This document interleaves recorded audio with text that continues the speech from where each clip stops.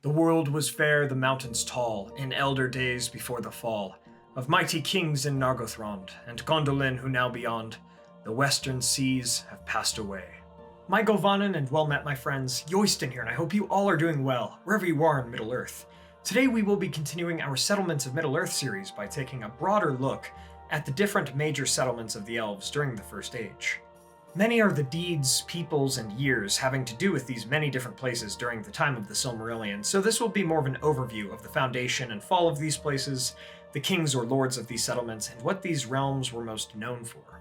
Hopefully this video will be helpful to catalog and better understand the various nuanced realms during the First Age. For more specific information, please check out the articles and videos in the description. My friends, thank you all so much for joining me today. Let's begin our tale.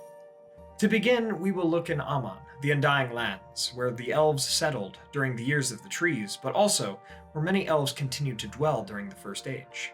Most renowned of these settlements was the city of Tirion upon the green hill of Tuna, where dwelt the Noldor who remained in Valinor, even after many of them followed Feanor and Fingolfin into Middle-earth and Beleriand. This fair, white city of high towers and houses would be a marvel later mirrored by Gondolin, and eventually even by Minas Tirith and Gondor, as their white tree would resemble Tirion's white tree, Galathylion, even if in the Years of the Trees great things were crafted in Tirion, and an evil oath was sworn there. During the First Age, it was ruled by the son of Finwë, the first High King of the Noldor, who stayed behind, Finarfin, who was king of these Noldor who repented and stayed in Valinor. Later in the First Age, Eärendil, the half-elf mariner, would search Tirion after sailing west, looking for aid for Beleriand. Next we have Tol Eressëa, a lonely island off of the coast of Valinor that had once been the transport of elves to Valinor. Its capital city and port was Avalone. But in the First Age, it was the home of many elves and mostly Teleri. Many were the trees that grew here, and it had another white tree named Celeborn, and at the end of the First Age, some of the Eldar who returned to Aman from Beleriand would come to dwell here. Speaking of the Teleri, another one of their important settlements was Alquilande, home of the Falmari, the Sea Elves. While it had suffered a great devastation and massacre during the first kinslaying, it recovered somewhat throughout the First Age. And if the port city's king, Olwe, brother of Thingol, survived that attack, he would surely remain as king. Towards the end of the age, Eärendil and Elwing would visit Alquilande, and Elwing would speak to her long-lost kin of the tragedies of Beleriand, and she would become beloved by the people of Alquilande afterwards. Finally, there was Valmar, which had been near to the two trees when they yet survived, and it was a city that radiated gold and silver. This was where the Vanyar and presumably High King Ingwe dwelt during the First Age, and other Vanyar would dwell at the feet of Taniquetil. That covers the settlements of the Elves in Valinor during the First Age, for though many of the Noldor and Teleri dwelt in Middle-earth and Beleriand, many others did live in Valinor during that time. Now before we look at the many settlements of the Elves in Beleriand, let's take a quick look at Eastern Middle-earth, the lands that became more popular during the Third Age.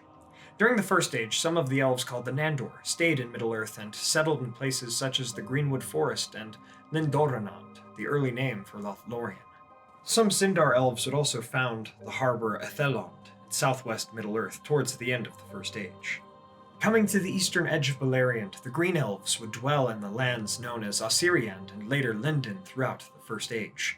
I'm unsure of who their ruler was during this time, as they had lost their king, the Green Elf Denethor, during the First Battle of Beleriand, nor do I know of any specific cities in the region during that time, as I believe these elves to be more nomadic than other elves like the Noldor. The elves who lived here would accept Beren and Luthien to live in their land, and, led by Beren, they would battle against the dwarves of Nogrod during the Battle of Sarn Athrad, against those who had sacked Doriath and slew Thingol. Ents would also live in or near these lands and fight against the dwarves as well in this battle. The sons of Feanor would wander these lands after losing Himring, before marching on Doriath themselves. Though much of Osiriand survived the destruction of Beleriand at the end of the age, at least in comparison with the other elven kingdoms, it would change and become known as Lindon. As for many of the Noldor and two of their High Kings, they would come to dwell in Hithlum, Nithrim, and Dorloman, and their seat of power was Barad Eithel, set in the eastern foothills of the arid Wethrin Mountains, and at the source of the Sirion River. But after the Battle of Sudden Flame and the Battle of Unnumbered Tears brought low High King Fingolfin and Fingon respectively, these lands were lost to the dominion of orcs until the end of the age and the destruction of Beleriand. Next we have the hill Himring, whereupon the sons of Feanor built a fortress between the pass of Eglon and Maglor's Gap in northeast Beleriand. This was ruled by Maethros, the eldest son of Feanor, and it would be the chief abode of the followers and sons of Feanor amongst the Noldor. Geographically, Himring was positioned to protect the northeast part of Beleriand, and to keep the forces of Morgoth from entering the greater land of Beleriand. And though Maethros and his followers were able to hold Himring during the Battle of Sudden Flame, and they were able to take back the pass of Eglon after the battle, Himring was truly lost after the Battle of Unnumbered Tears, when the Sons of Feanor were pushed out of the northeast and did not have the strength to man the fortress any longer. Truly, Himring's position was strategic for another reason as well, as it kept the Feanorians who had committed the first kinslaying out of Greater Beleriand, which was the land of the Lord of Beleriand, Thingol, whose kin had been murdered in that battle. The Hill of Himring would become Tol Himling, an island off of the coast of Middle-earth in later years. Speaking of King Thingol, though he had originally attempted to claim lordship over all of Beleriand, his true realm was the Forest of Doriath, whose capital was the Thousand Caves of Menegroth. For most of the First Age, the Sindar of Doriath would be ruled by King Thingol and Queen Melian, and the Teleri known as the Sindar would dwell here, and though they would be friendly with some of the Noldor, primarily the children of Finarfin, Finrod, Engrod, Aignor, and Galadriel, they would shut their gates to the Feanorians and any who served them, for the sin of slaying the kin of Thingol could never be forgiven, though Thingol kept friendship with the children of Finarfin and Fingolfin. This would even contribute to Doriath being rather isolated, and not aiding much during the Noldor's war against Morgoth. Eventually, at the request of Finrod, Thingol was persuaded to allow the men of the people of Haleth to live in Brethil, which was originally a part of Doriath. Speaking of nearby settlements, Yule the Dark Elf, Erethil the daughter of Fingolfin, and Maiglin would also live in Nan Elmoth to the northeast of Doriath for a time during the First Age, before they went to Gondolin. Anyway, eventually through the quest for the Silmarillion and the actions of Beren, Thingol's heart softened towards men, and he would even befriend the people of the House of Hador, and would raise Turin, son of Hurin, as his ward for a time. But the curse upon Turin's family, and the Silmaril from Beren and Lúthien's quest, would bring turmoil and hardship into Doriath. Eventually, Hurin gave Thingol the necklace the Nauglamir, and in having the dwarves put the Silmaril into the necklace, Thingol wrought the downfall of his realm, for first he and many of his folk would perish in the Battle of the Thousand Caves against the dwarves, and then his grandson Dior would rule in Doriath for a few years until the Sons of Feanor brought a final end to Doriath during the Second Kinslaying, attempting to hunt down that Silmaril. That forest would completely drown during the destruction of Beleriand. Next we come to Nargothrond, the realm of Finrod Felagund.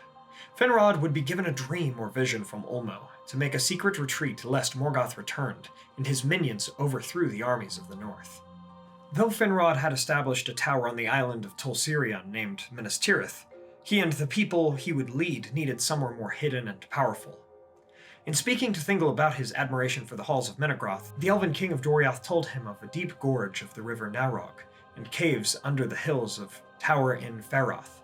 And so, with the aid of the dwarves from the Blue Mountains, Finrod carved out and crafted Nargothrond, taking that land from the petty dwarves that used to live there. After that, many Noldor dwelt in Nargothrond, and even two of the sons of Feanor, Curufin and Celegorm, were with them as well for a time. Finrod would fight against Morgoth with the other Noldor and men, and eventually he would swear to come to the aid of Barahir or his kin, for Barahir saved Finrod and his elves. This promise was kept when Beren sought Finrod for help during his quest, and though Curufin and Celegorm played politics and won over some of Finrod's people against the kin of Finarfin, Finrod would perish to save Beren from Sauron at his old island of Tolsirion, later named Tol in Gowerhoth, and his people would weep for him and cast out the sons of Feanor, making Orodreth, Finrod's kinsman and steward, the next king of Nargothrond. But he would not rule for too long, for unheeded messages of warning came from elves who served Ulmo. Turin came to his kingdom and persuaded him to forego secrecy and build a bridge across the Narog, which would spell doom for Nargothrond and Orodreth during the Battle of Tum Halid, when the dragon Glaurung took Nargothrond for his own. For the rest of the age, Nargothrond would be forsaken, either as a dragon's lair, or a place of treasure and trinkets sought by a petty dwarf, or a place of vengeance for Hurin, father of Turin. It, like most of Beleriand, would be destroyed at the end of the age. Next we come to the sister city of Nargothrond, Gondolin, whose king was Turgon, son of Fingolfin. For some time, Turgon and his folk, mostly Noldor and Sindar elves, had dwelt at the city of Vinyamar in Nevrast, remembering Valinor, but they would not remain there long in the First Age. He, like his cousin Finrod, would receive a dream from Ulmo to build a place of great strength and secrecy, and beyond that Ulmo would show him to the hidden valley itself. So for many decades Gondolin, a great white city that resembled Tirion, was built within the encircling mountains in the valley of Tumladen. After it was completed, the location of Gondolin remained a great secret amongst the elves who even knew its location, and though others like Hurin and Hur would at rare times come there, its greatest protection was secrecy. And it also didn't hurt that the great eagles of Manwë lived amongst the encircling mountains. King Turgon and his folk would join in the fight during the Battle of Unnumbered Tears, but they were forced to retreat to keep Gondolin a secret, which was especially important since Turgon's brother Fingon had perished, and Turgon was then made the High King of all the Noldor. But treachery would come. Tur bore a warning from Ulmo for Turgon that the people should leave Gondolin, the last strong bastion of elves in Beleriand, and such a warning went unheeded, and Maeglin, the nephew of Turgon, betrayed the city's location to Morgoth. Thus, the fall of Gondolin ensued, and its people became refugees. High King Turgon and many other good elves perished in this battle.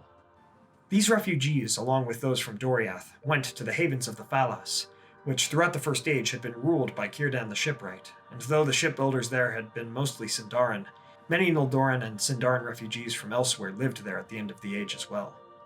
Throughout the Age, its settlements along the mouths of the Sirion River, the settlements at the island of Balar, as well as the two old settlements of Brythumbar and Eglarest before those two were destroyed, were lands of peace, refuge, and seafaring.